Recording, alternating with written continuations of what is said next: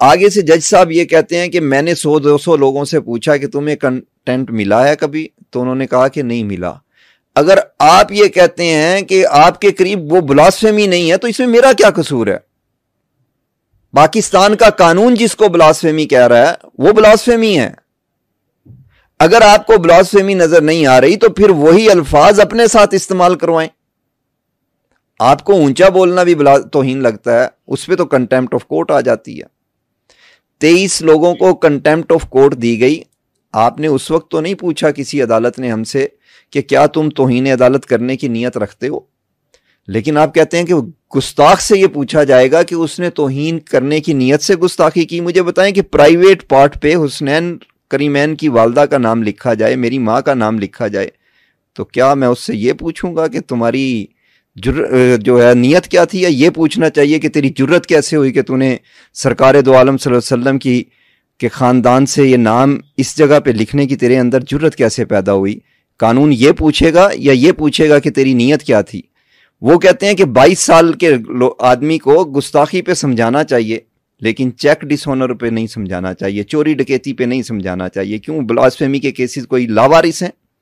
نبی صلی اللہ علیہ وسلم یا ان کے اہل خانہ یا ان کے صحابہ یا ان کے اہل بیت لاوارث ہیں اس ملک کے اندر؟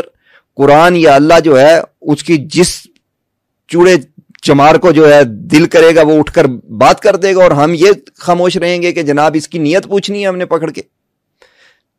ایسا کچھ بھی نہیں ہے۔ پاکستان کسی کے تجربوں کے لیے نہیں بنا، اللہ اور اس کے رسول کے دین کے نفاذ کے لیے بنا۔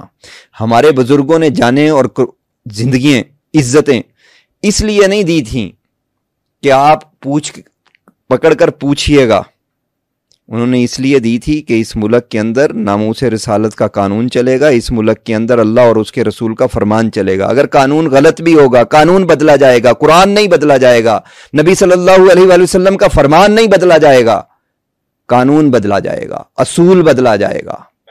یہ نہال ہاشمی کیس تھا توہین عدالت میں، نون لیگ سے تعلق رکھتے تھے، انہوں نے عدالت میں چیخ کے کہا کہ میری نیت نہیں تھی کہ میں عدالت کی توہین کروں، میرے تو بچے بھی وکیل ہیں، میرے بزرگ بھی وکیل ہیں، میں کیوں توہین کرتا؟ لیکن اس وقت کے چیف جسٹس صاحبان نے یہ فرمایا کہ آپ کا جو ایکشن ہے نا یہ بتائے گا کہ یہ توہین ہوئی یا نہیں ہوئی۔ آپ کی توہین کے لیے ایکشن بتائے گا، نبی صلی اللہ علیہ وآلہ وسلم کی توہین کے لیے ایکشن نہیں بتائے گا۔ وہاں آپ انٹینشن پوچھو گے، وہاں اگر ملزم یہ کہہ دے، آپ مجھے بتائیں نا قرآن پاک پہ ایجیکولیشن کا ملزم کہتا ہے کہ میری توہین کی وہ نہیں تھی نیت، تو کیا آپ مان جائیں گے اس کو؟ یہ توہین کی نیت نہ کہنے سے اس کی توہین نہیں ہوئی قرآن پاک کی؟